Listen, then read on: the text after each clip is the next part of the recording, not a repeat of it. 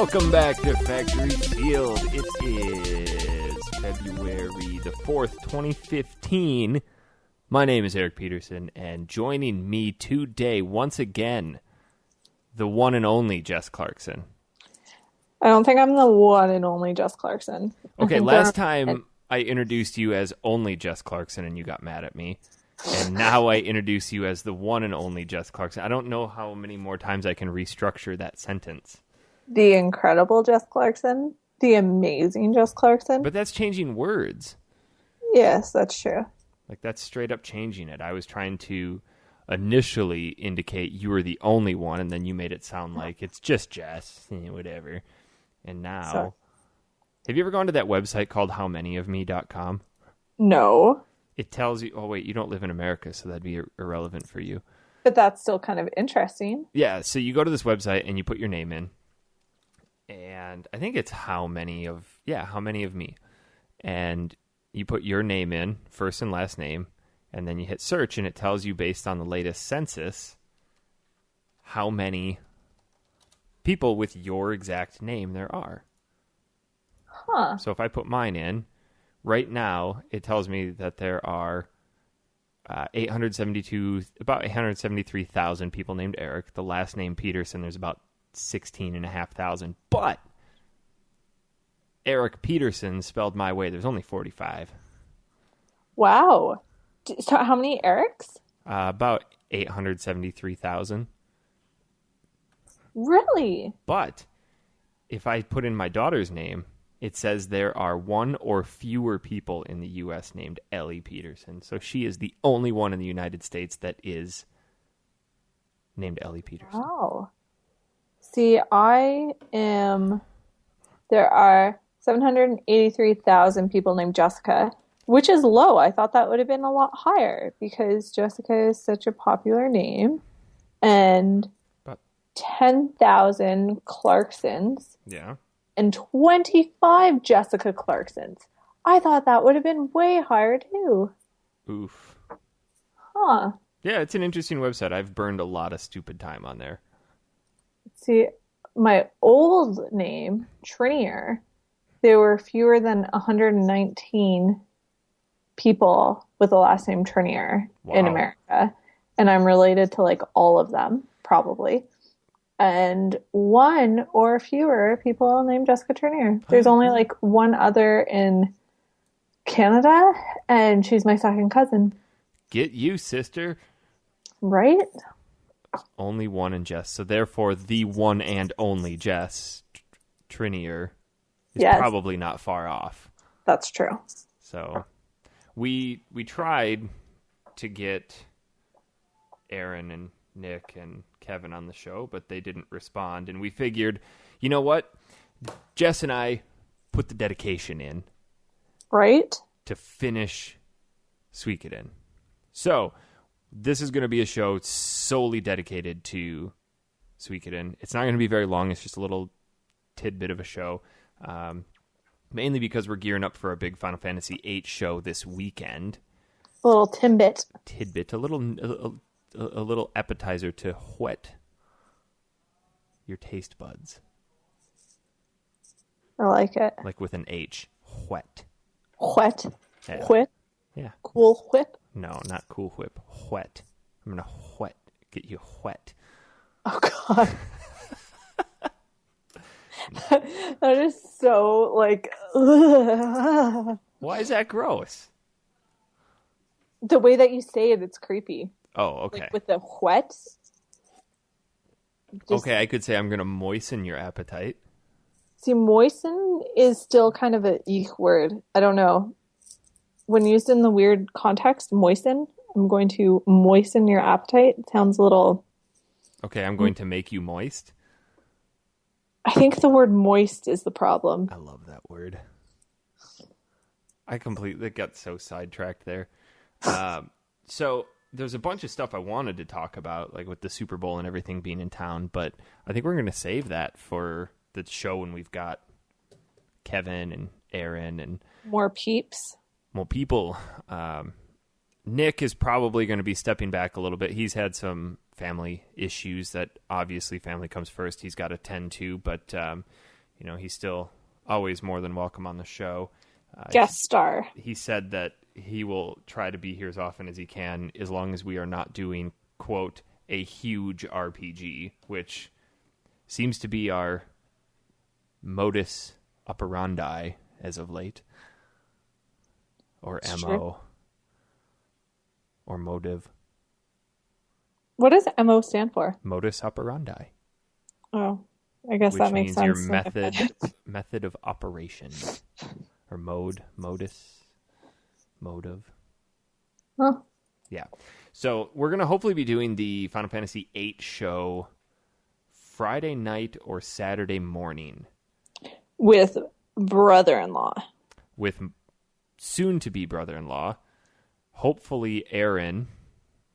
Hopefully you. And definitely Kevin. Yes. Yes. So that is coming along swimmingly. But, Jess, you and I feel like we deserve high fives because there have been a lot of games that we've set out to play and finish. And I would venture a guess that over half, if not higher, of the games that we say we're going to play, we don't beat. I would say that's completely accurate. And I would actually say it's closer to 2/3, if not 3/4. Yeah. We play them. They're short games, and that's a thing. But here we went and set out to play Suikoden, and we finished it. I just high-fived myself. Self-high five. And to be honest, I'm going to level with you. I was not planning on finishing it until I don't remember what it was. Probably about 3 weeks ago. I asked you how far along you were, and you said you were almost to the end. And I would have felt really guilty had you finished it and I played 2 hours of it. Get your shit together. But I suppose it wouldn't be completely unfair for all the games that I've played and you showed up never having played. You're like, hey, I get it, I didn't play it this week. I wasn't going to say anything and just take that, but... Yeah, so I'm glad we finished it. I don't know how readily I'm going to be to jump into Suikoden 2. And we'll get into that in a few minutes here with our thoughts on the game. But Nick and I did the first couple hours of the game for one show. But I feel like with us, we can just start from scratch since people haven't heard your initial thoughts about the game. So let's hear it, Jess. What do you want to talk about? So from the start, I think I was I wasn't super sold initially on it. Okay. I warmed up to it for sure. Like, when I first put it on, I wasn't sold. I found some of the characters kind of annoying and the dynamic to be a little annoying. Well, yeah, like Gremio at the beginning. He's kind of like this whiny, I want to kiss your ass all day. And Did you ever love him? Because I did not. No, because his face looked like it was a hot cross bun. That was like the perfect... When you said that, I was like, that's the perfect descriptor ever. Yeah, I don't... like, who gets a giant ass scar on your cheek like that? I mean, in a perfect X, what the hell was he doing? I don't know. Either that, or it's a spot on the side of his mouth, like where he can stick a straw through, like the top of a McDonald's lid. Maybe he had his jaw broken and he needed that. Yeah, maybe. Had to wire his jaw shut so he went through his cheeks. Yeah. But I feel like there's a more central hole in the front of your face that you could put things into that would be more appropriate. Yeah. Yeah. I never liked him. No, I didn't either. I found him to be whiny. Yeah, definitely. I would say I started to really enjoy the game a couple of hours in is when I started to enjoy it more. What kind of brought you around? I think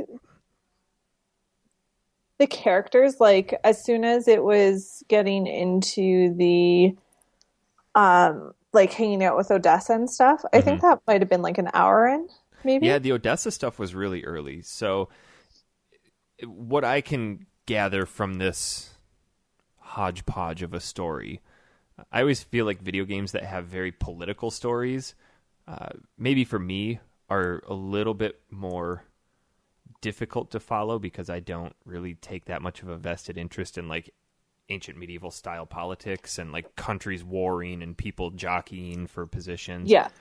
But I lost my train of thought. You are not usually into political games, and this was. Oh yeah. So for me, it was actually kind of the opposite, where I initially started out really liking the game, and then as it went on, I hated it more and more and more, to the point where I was constantly sending you messages like, when is this game over? And, how much time do I have left? And that's when I started pulling up walkthroughs just so I could look at the table of contents, and I'd look at it and be like, oh my God, I've still got 9 bullet points left. And Yeah. it just started to drag on for me. But I think hitting I was going to recap the story. Oh, yes. You play as the hero. That's generally, since you can name yourself, there's really nothing we could say. So we'll just call him Hero. You play as the hero, who's the son of one of the most prominent generals in the Imperial Army. And you have come of age to where you can now enter the army and kind of pay your dues and work your way up, because you're not just going to have life handed to you on a silver spoon. And at the beginning of the game, you find out your father has to go up north, which to me is kind of, they didn't really explain that. It's like, oh, there's some stuff happening, your father's got to go, and like, Yeah. that's the whole plot device for how they set up the battle with your father later, because he's away and doesn't see what's happening.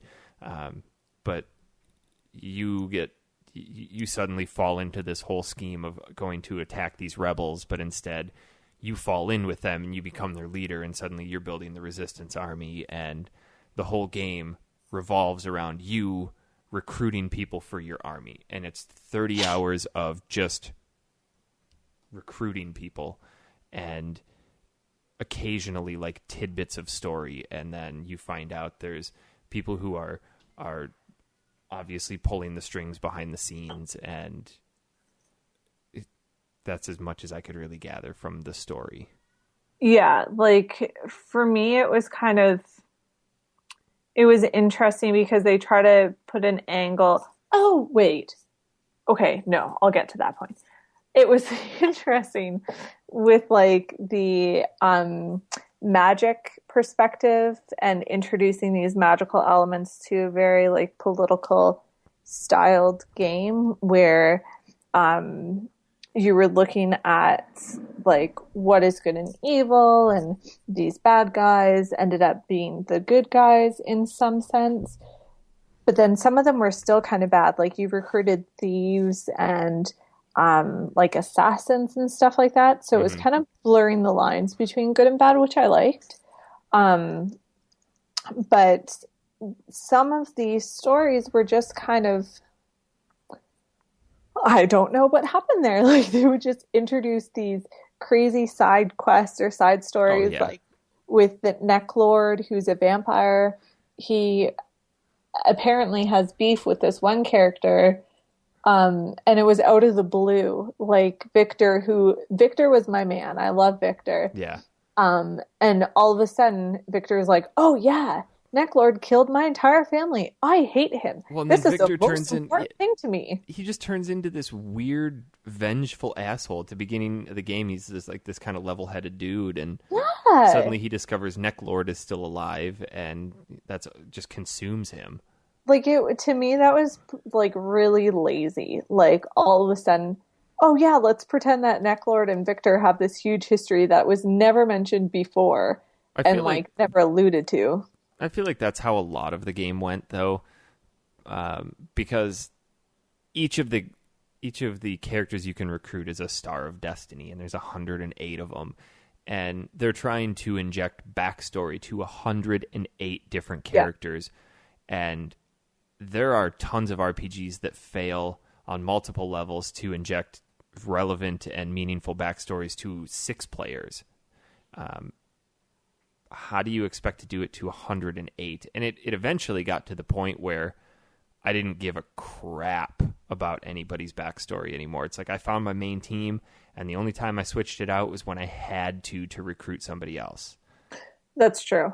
And that's true. Like I found a lot of the characters to be one-dimensional and kind of super cliched, but when they're writing 108 characters, like I can kind of see how that would happen. And I hope it gets better in future games where it's not as reliant or just as random. I mean, just out of absolutely nowhere, you discover this huge typhoon, and then you have to find somebody who can build a boat, and then suddenly you have engines on these boats that can go through bigger typhoons, and you build boats out of ice cubes, and you've got fire. Which was cool. I mean, yeah, it was cool, but no part of that entire world alluded to the fact that there were ice cubes or giant ice boulders anywhere that you could carve boats out of.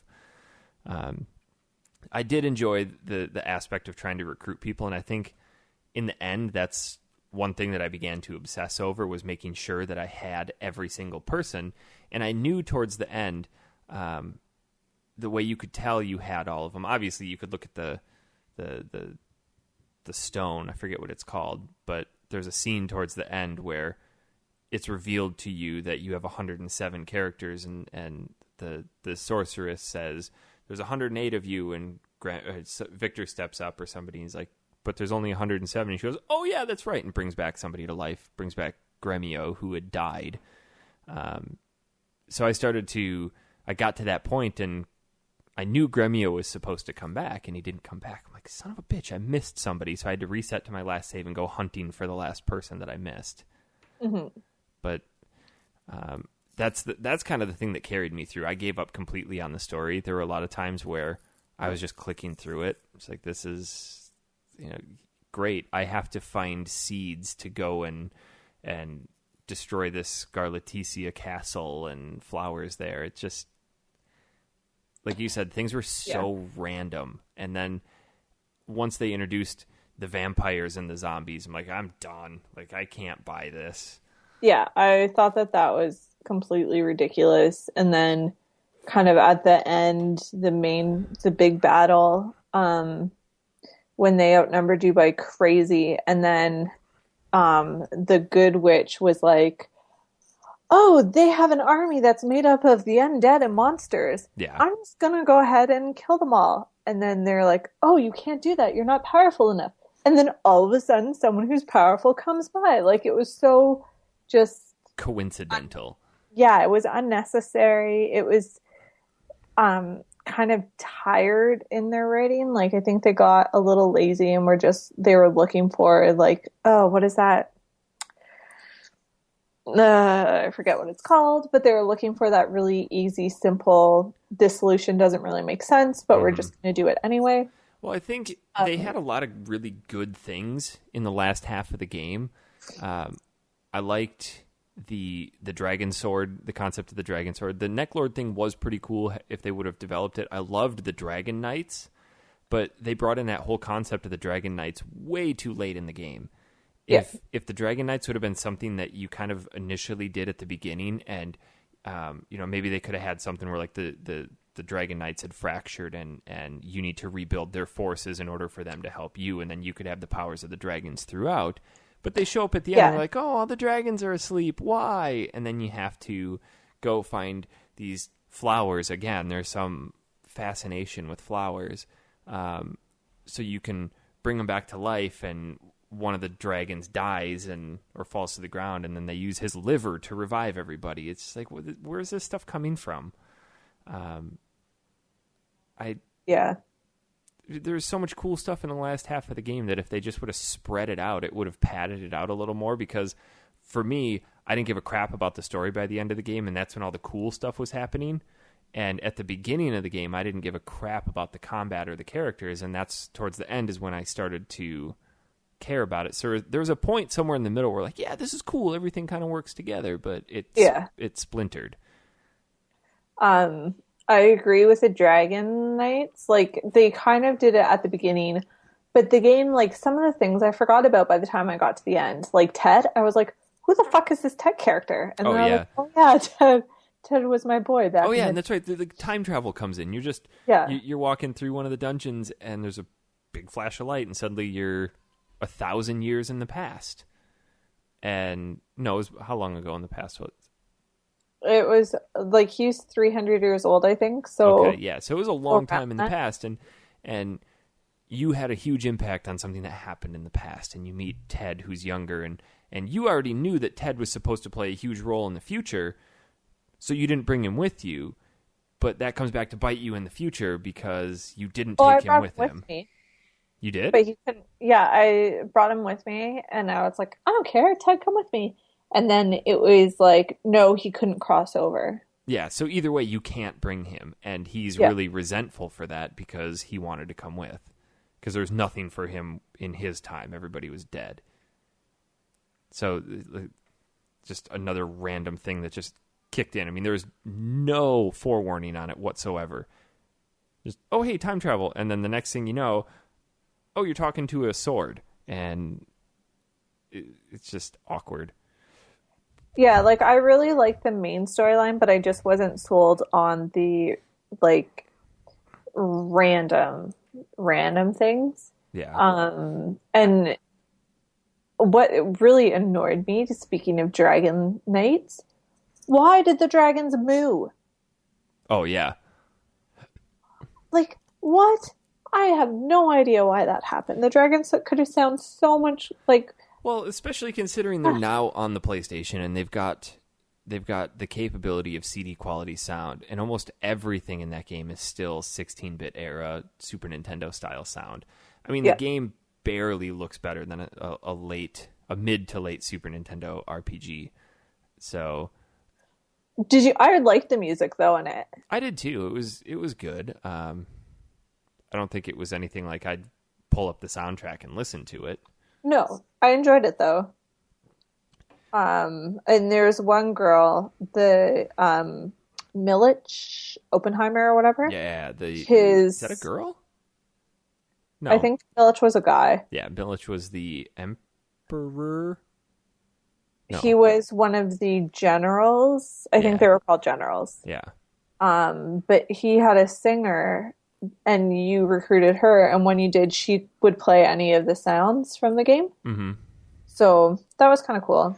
Well, I did it once, and then was like, okay, over it. So the other thing that actually really turned me off to this game, and I don't know why they made this decision that they did, considering games from 10 years earlier, or I don't know, yeah, had a much better inventory management system.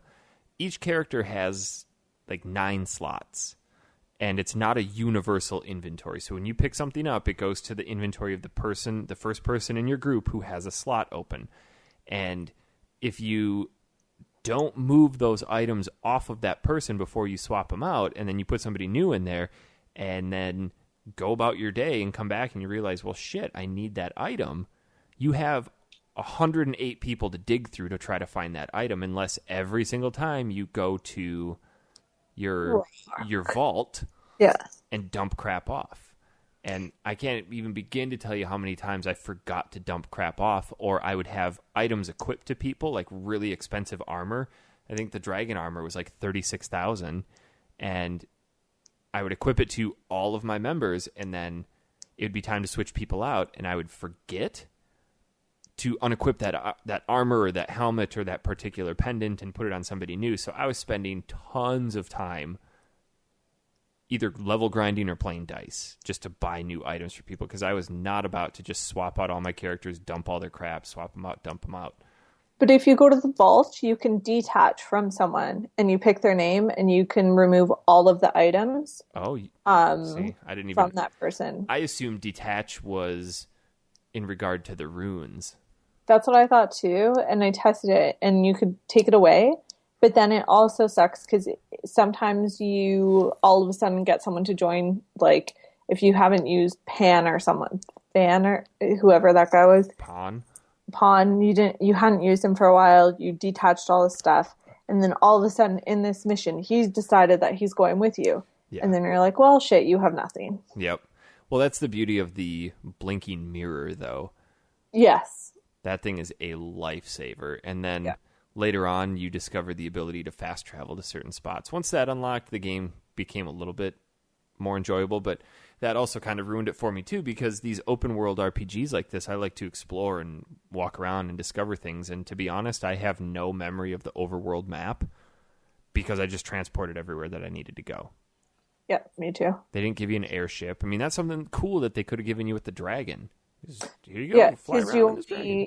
you didn't even get to steer the dragon when you went to that one valley, and that was the only time you used the dragon. Yeah, and that would have been awesome because that's not something that you get to do. I mean, everybody else is like, okay, here's your boat, here's your airship, and you're done. Or in some Final Fantasies, use your rocket ship, go to the moon. What did you like about what did you think about the battle system? I thought the battle system was interesting. I don't necessarily like how certain characters are inherently tied to each other for combat. It's kind of neat because if you had your hero and then Master Kai, you'd have like a double attack, and I feel like that was the strongest attack in the game because it would attack every enemy on the map, regardless. So they would both jump out, and if there were 8 people or 8 enemies, they would each hit 4 of them. And more often than not, if you were leveled up and had your weapon sharpened as high as you could, that was enough to end the battle right there.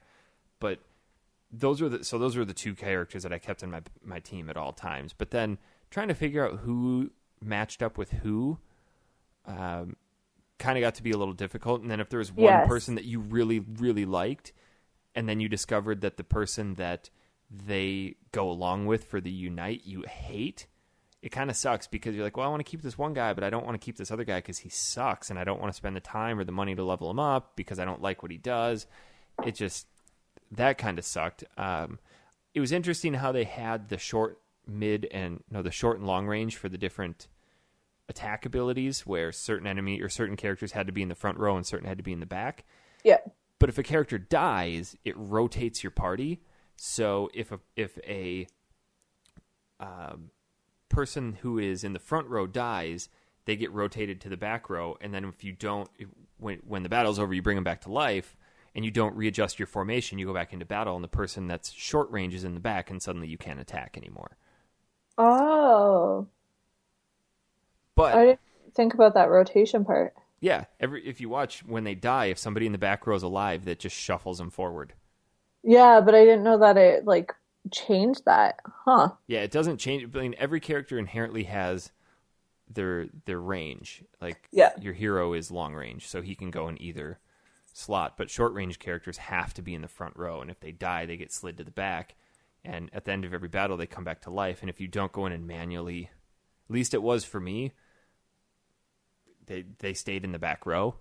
Yeah. It got a little frustrating, but I normally kept the sacrificial Buddhas on every one of my characters, so when they died, they just instantly came back to life. That's what I didn't know what that was. Yeah. So when I went into the final boss area, every character had at least 3 or 4 sacrificial Buddhas on them, and then tons of mega medicine, and that's just kind of how I pounded my way through. Yeah, I never used any of the unites. I didn't have anyone. Who was in your party? Because you had hero and I had Hero, Kai. I had Victor, I had Pawn, I had Kai. I usually kept Kirkus. Yeah, the elf. The elf. I liked him. And then I gotta think of their. Hold on, I'm looking through the character list here. Sometimes I had Flick. I didn't really care too much for Flick.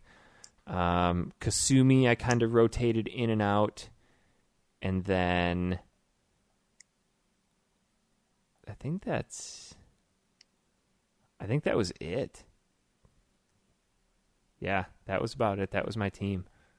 Because I know there was one of our listeners who wanted to know if her team matched up with ours. I played around with Flick and Kasumi would rotate in and out. Mm-hmm. But towards the end, I started using Flick more because he was the one of the guys that would always be like, oh, I'm going to join you on this mission. So I felt like I was just going to keep him no matter what. Mm-hmm. Victor, because I liked Victor a lot. I didn't really like his clone. I found I didn't use his clone Clone. move, like his rune. Mm-hmm. It was clone, so he would have a double attack, but then his next round he would be unbalanced. Yeah. So he couldn't. So I thought that was not great. I didn't really use the runes too much, to be honest. I think. I did if they were unlimited. Oh, But yeah. I didn't if they had like a specific only finite number that you could use them. Well, I think the final judgment or the judgment day or whatever that was at the end of the game for your hero is kind of a lifesaver. You had to have that towards the end. Yeah. Yeah, definitely. But But like I had Ronnie and Valerie. oh, I They don't- huh. both had Ronnie was the chick that they were saying how tall she was. Mhm. Those characters at the one time they were making fun of her for being tall, and I was like, yeah, Ronnie. They were trying to call her like a butch lesbian, weren't they? Yeah. And I was like, we got to stick together. So I love her.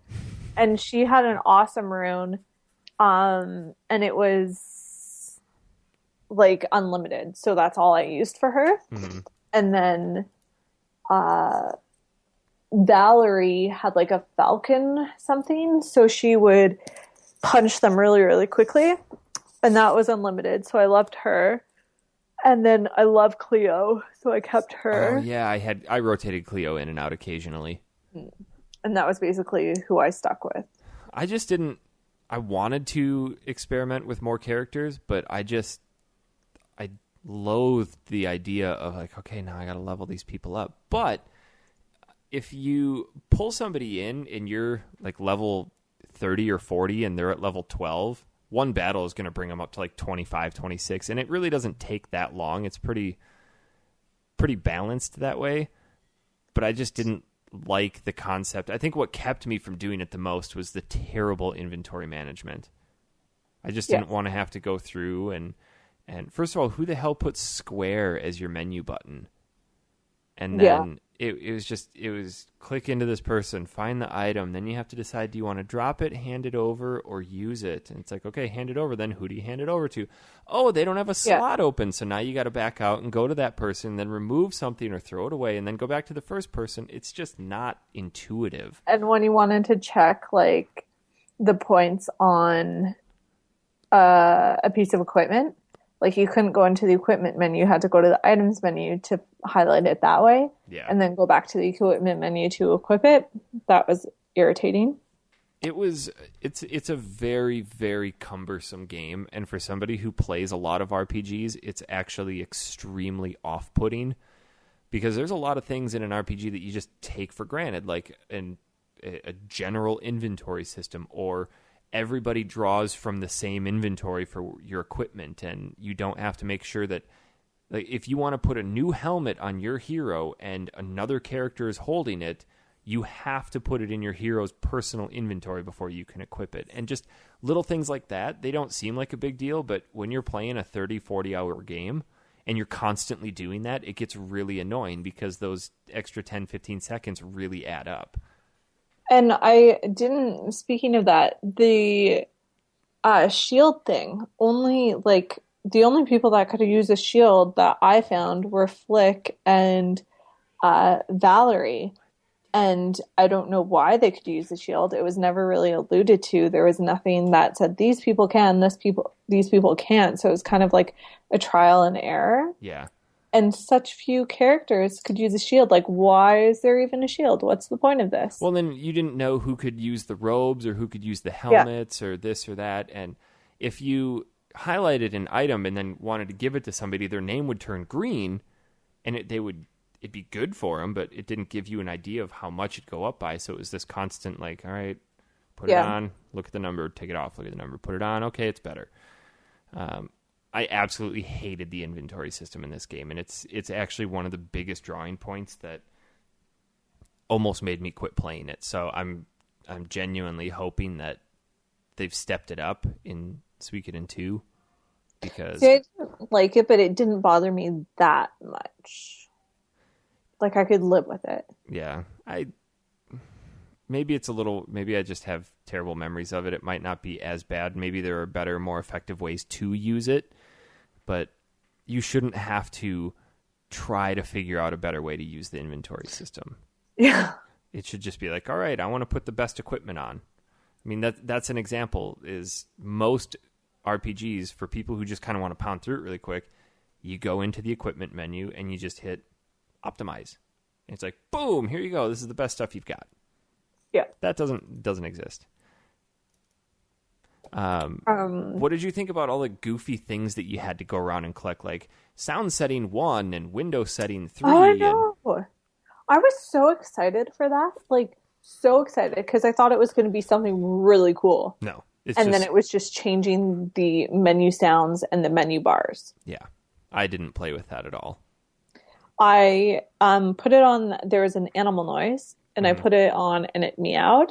And I was like, yeah, this is so fun. And then every single time I was playing, I was like, fuck. Why did I do this? And then they were so out of the way that I didn't want to go and change it.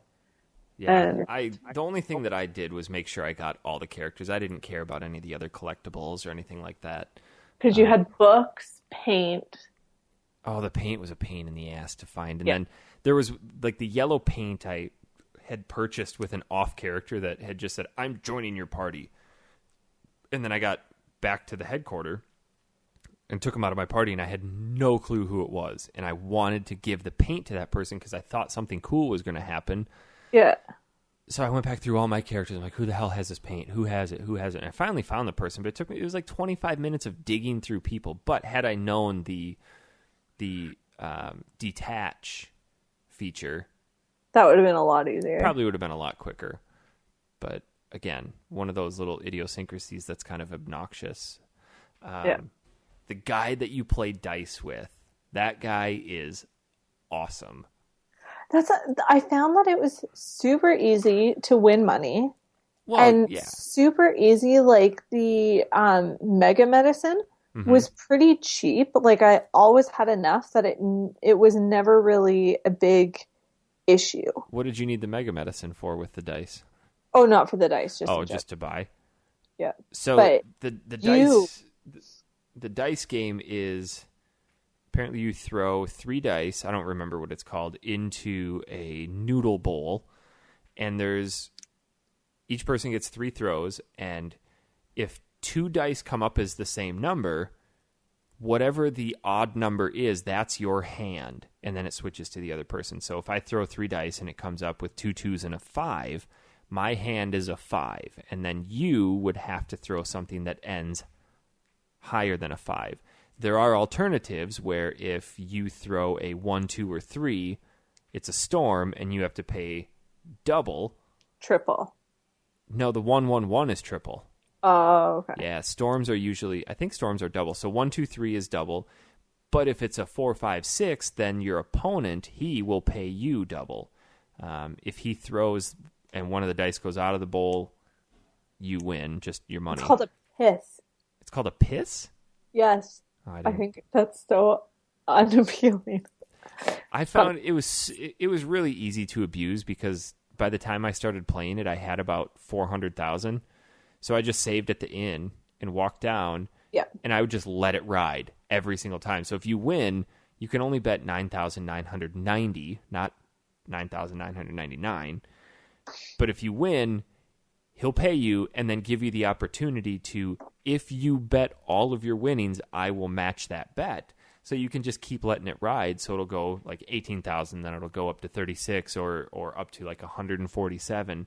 And I think the most I ever won off of one hand, I let it ride like 6 times in a row, and I got 3 storms in a row from him, and I won like 500,000 or 600,000. I'm like, okay, I'm going to back out and go save. And then you come back down and rinse and repeat.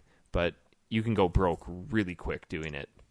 Because I think how it works is if you get like a bet like you lose, don't keep playing because you're always going to lose. You think so? that's how it seemed to work with me. And then, because he always says, like, it's all about timing. So I was like, huh, I wonder if that's a thing. Because I did it a couple of times, and when I lost, I would lose a lot. But That then makes sense because I if I remember lost, left, and come back, then I would win. that makes sense because I remember losing about 600 grand. I'm like, whatever, I'll just reload my save. Mhm. So interesting that way. But the big battles, the army battles. Those were cool. I did enjoy those. They were basically giant games of rock, paper, scissors, Yeah. where the people that and there was the big battles were an incentive for you to actually recruit people because they did help you in terms of predicting what the enemy was going to do. So I think how many big battles are there? Maybe like 10. Sounds about right. And they were stupidly easy to win. You just had to understand the concept of rock, paper, scissors. So you have 3 attacks. You either have a charge, a bow, or a magic. And if your enemy is using bow, you want to use charge. If your enemy's using magic, you want to use bow. And if your enemy's using charge, you want to use magic. But you don't know what they're going to use. So if you use bow while they're using charge, you're going to get your ass whooped. So you can send out your spies, and they'll try to come back and say, I think their next attack is going to be magic. And then, boom, you throw bows at them. And it's super, super easy to win, but I actually enjoyed them. I did. I really liked them. But like you were saying with the dragons, it pissed me off because you get these dragons at the end, and then you get a 4th attack, which is dragon attack. Yeah, and they pretty much came in and just wrecked face. Yeah, but I didn't use them. Like, I think I used them once because I was like, I know my system. I know what works. And it was just kind of weird towards the end to throw this random other attack that you didn't really know into the mix. So I don't think I used them more than once because I was like, oh. I think I mainly went with my thieves. I had 3 thieves, and then whatever they came back with. What were the other people? The ninjas. The would ninjas. also tell you. Okay, the ninjas did, but then there were the merchants or the specialists. I don't remember what they did, but I didn't find it very beneficial. There were the Matthew or whoever was a specialist, and maybe not a specialist. They were the ones that would basically tell you how to win the battle. Mm-hmm. And he would say, like, okay, this is the plan, don't deviate from it. Yeah. And it would up your charge attack. So he would show you the faces of the leaders, and you would have to use those charges in that order in order to get benefit from the points. But that would mean that you'd have to use charge 3 times in a row. Yeah, and the enemy is never going to use bow 3 times in a row. Exactly.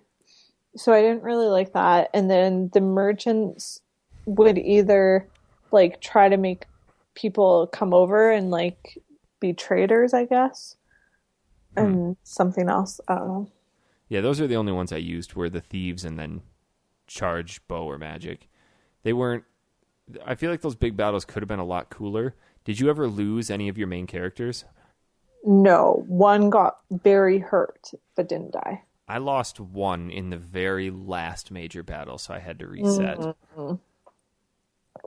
That sucks. Fortunately, I was in the habit of saving quite frequently. Mm-hmm.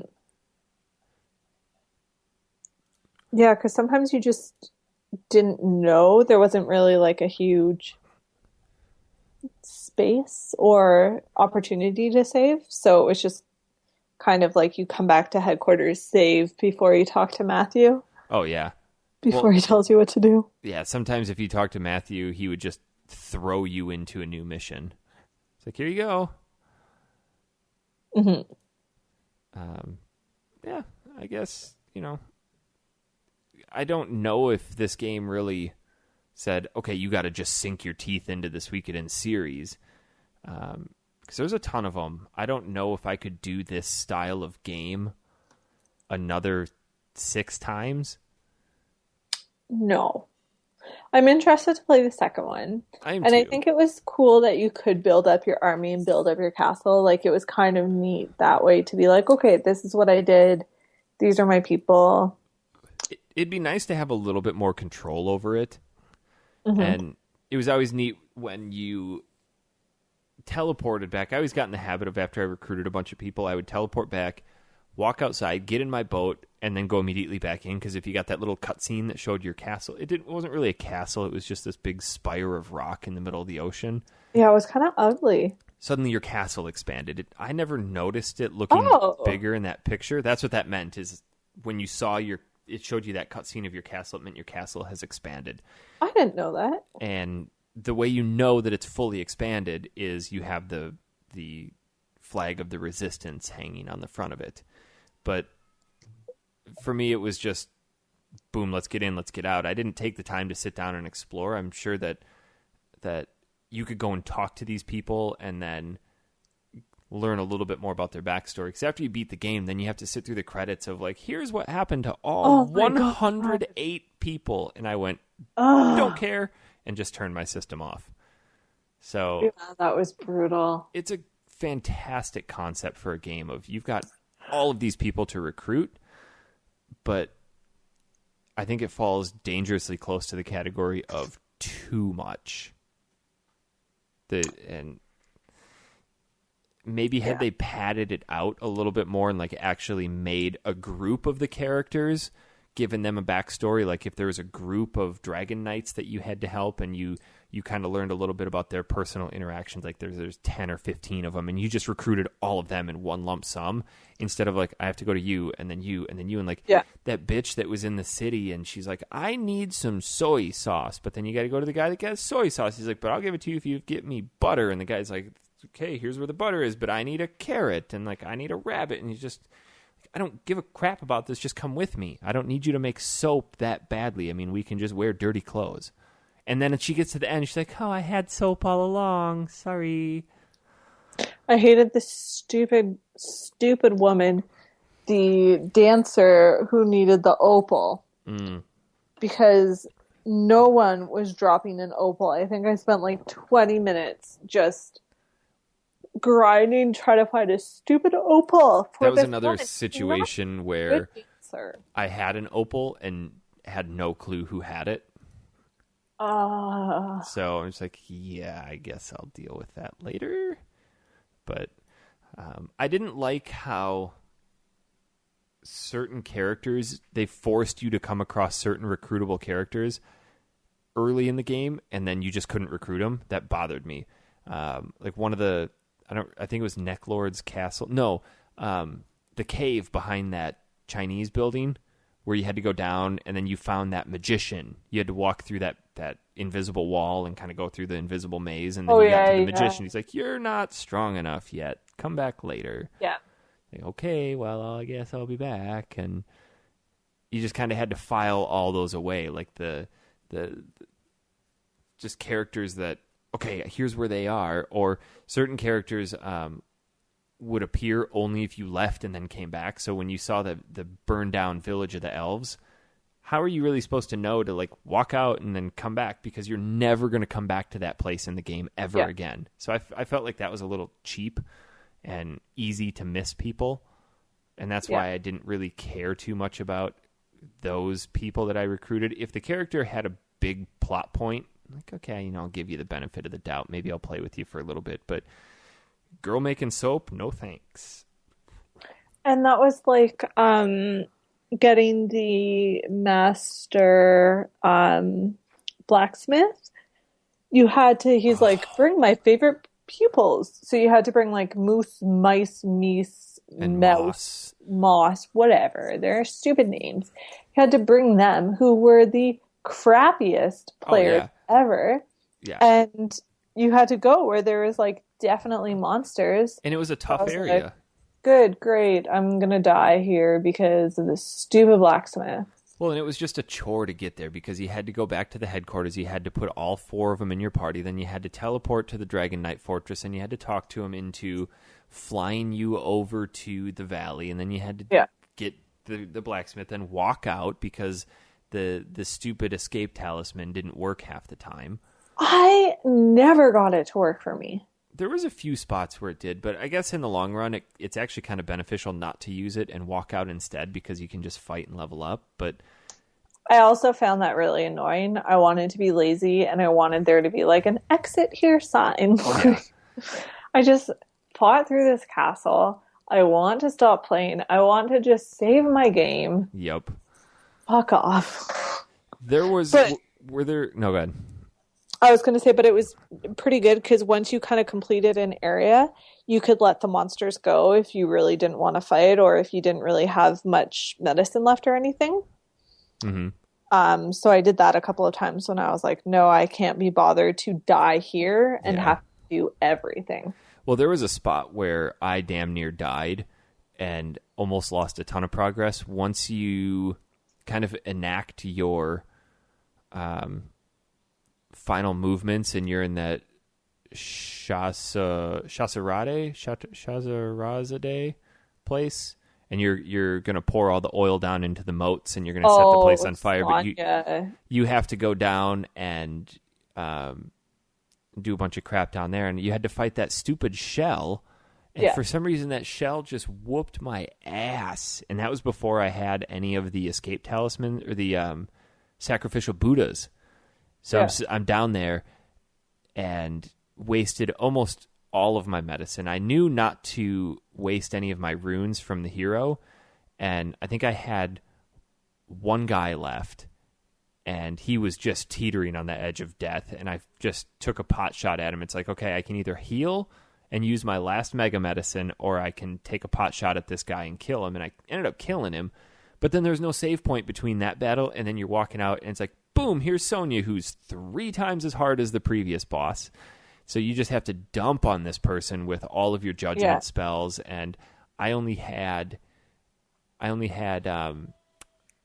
Hero and Kai in my party, and their unite is worthless if there's only one person because they both jump out, but only one of them attacks. So you essentially waste an attack. Oh. So I didn't have Hicks and Tengar would have been phenomenal for that battle, and I didn't have people who had really good runes like Luke has Storm. The Shining Wind, I never used that. I discovered Shining Wind damn near the end of the game. Who has Shining Wind? Luke. Luc. I never had Luke. Yeah. But I have heard that he's really good. Yeah. After I beat the game, I started looking through just like, oh, how should I have done this? And everyone's talking about Shining Wind and all this healing. And I just had my people loaded up with mega medicines.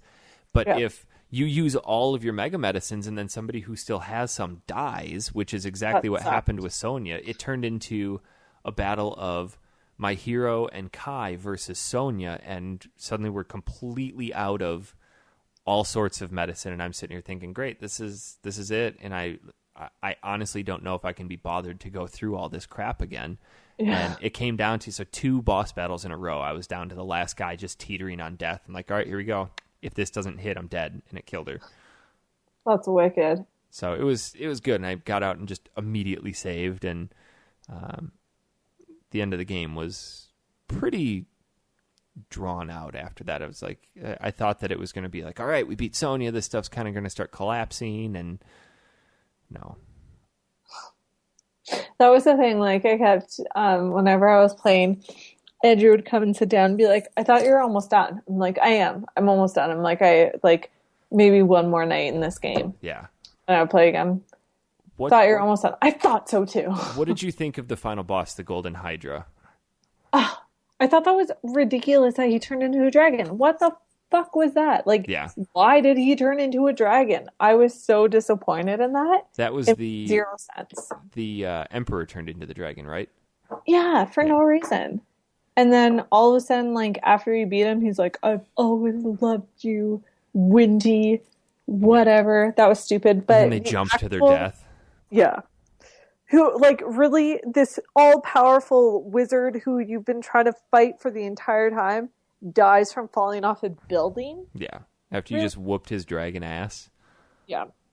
but apparently there is a very specific way in which you're supposed to attack the heads that makes it more efficient. I think you're supposed to take out the right head first, then the left head, then the middle head.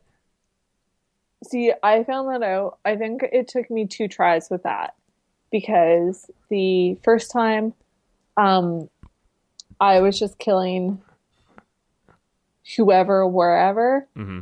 and then I realized that the head on my left kept healing the other ones. Yeah. And I was like, well, this is stupid. So then, and some of them were immune to stuff, Yeah, I think they were all immune to lightning, weren't they? except for one. The healing one you could kill with lightning. Mm-hmm. And then, I don't know. Oh, but, yeah, one of them was lightning immune, the other was fire immune, and the other was wind immune. Oh, okay. So you just had to figure out which ones weren't. But then again, I didn't use any magic. I mean, I just basically pounded these guys straight up, and I was using the judgment spells, and then I pounded through the rest of the hero spells, like Black Shadow, and then fortunately I did have Ball of Lightning from Kai. I think it was Kai. But the final battle was cool. I mean, it was no Kefka, but it was cool. And then it just kind of ended, and it's like, hey, here's your credits. Watch this. Yeah. I did load my save into the second game Okay. because I wanted to see if you could and how it worked. And I don't know, like you start off in a battlefield. Well, from what I read, the people that you take with you to the final battle are the ones who get carried over as playable characters. Oh. That's what I think. Yeah, all of the other characters come back to Suikoden 2. And they just they become NPCs, or like they'll open up a shop or something. But yeah, I think that's how it goes. I don't know. I didn't read too much into it. I brought in my final party. I had Hero, Kai, Victor, Flick, and Gremio wasn't alive at that point. I think I had Kirkus. Yeah. Either way, it was not the most optimal team. It was. I had, my basic people. Like I had Flick, Victor, my dude, Cleo, Ronnie, and Valerie. You didn't take Kai with you? No. Kai was good. I found that their attack by the time I started, because you told me how awesome they were, by the time I got there, I didn't find him that great. Yeah. Wasn't enough to keep him around. So, how long do you think you're going to wait before you play Suikoden 2? I don't know. Because I want to play it. We've got Final Fantasy VIII on the table. Yeah. I mean, that is a commitment. I'm thinking after that, maybe we'll see how everyone's feeling. Yeah, I think I don't know if anybody else is going to be up for tackling giant games. I kind of wanted to do in a couple weeks Majora's Mask, because I would be so down for that. I'm getting a new 3DS Majora's Mask edition. Yes, you are. I've never played Majora's Mask. Ever. Neither have I. I'm playing Skyward Sword right now. That's another one I never played. So I really enjoyed Ocarina of Time. But Majora's Mask has always been one of those games that is like, I probably should play it, but there's a lot of things about it that turn me off, mainly the timer aspect of it. I've never been a fan of games like, you have this much time to do it. I liked Dead Rising for what it was, but the fact that it's like, here you go, you can only play for this long, and then it's game over. So if you get to the end, awesome. There's no way in hell you can save everybody because you've only got so much time. I didn't like that. To me, if I want to go quick, I will. But if I want to go slow, I want that option to I really enjoy this game. Yeah. So, Anything else you wanted to talk about with Suikoden? We kind of sidetracked off that. No. I'm glad that I'm done with it. I enjoyed it. I'm glad I experienced it because I do think it is one of those games that is important in the history of RPGs. I don't think it's as well known as it should be. I'm hoping Suikoden 2 takes some of the concepts that we talked about and improves upon it. So I'm definitely looking forward to giving that a shot. I can almost guarantee I'm not going to go past Suikoden 2. Yeah, and I'm interested to see what they do with the story. Like if they continue upon like what's going to happen now. Are you still with the Liberation Army? Like, have you moved on to bigger and better things? Yeah. And I know that they've said that all of these people have gone their separate way, but what does that mean in terms of the second game? Are they going to remember you and what you did with them or your interactions with them in the previous games? I think that's cool how there is an RPG world that exists and carries forward from game to game, but I don't know if I could just be bothered enough. I don't know if I cared enough about this game to really care about the future ones. My buddy that initially got me into this game, he's just a super Suikoden fan. He's like, you got to play this. His whole PSN name was based around General McDole, and like, what the hell is that? He's like, you've never played Suikoden? He's like, you got to play this. So I played it, and I got about 3 hours into it. When I first played it, when we first started talking about playing this, I originally thought I was a lot farther, but it turns out I only played like 2 hours of it. I got to the part where you first started building your castle, and then I stopped. So It was a struggle for me to get through. I think people should play it if you're interested in playing something that's a little bit different. Just don't expect anything revolutionary or groundbreaking. It's cool to recruit people, but it's not as cool as it sounds because it's really annoying. Yeah, like if there were less characters and you had more interactions with them, I would be more excited, more game to actually collect them. But because it was so many characters, you had such little interactions. Like you could recruit someone and then never see them in your castle again. Yeah. And never have to use them or talk to them anything. Well, and just straight up trying to find the people too. If the tablet gave you a continent that they were on, okay, I could find them.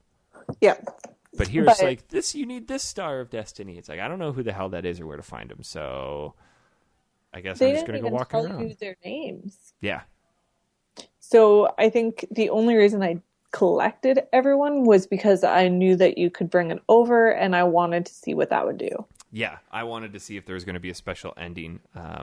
I will admit I did have to use a guide to find a few of the people.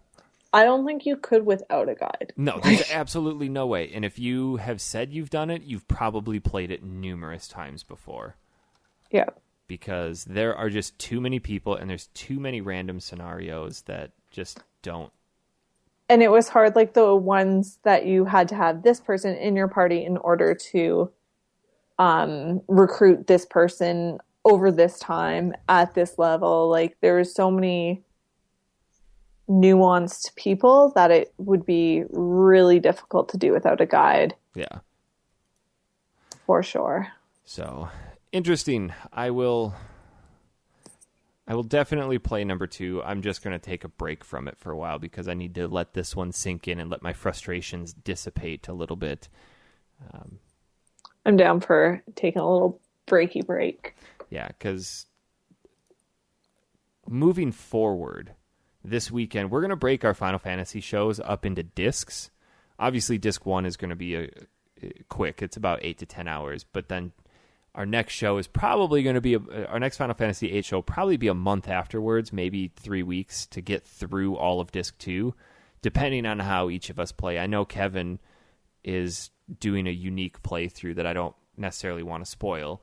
I've avoided asking questions, and he's been very good about not providing answers, because he wants to save it for the show.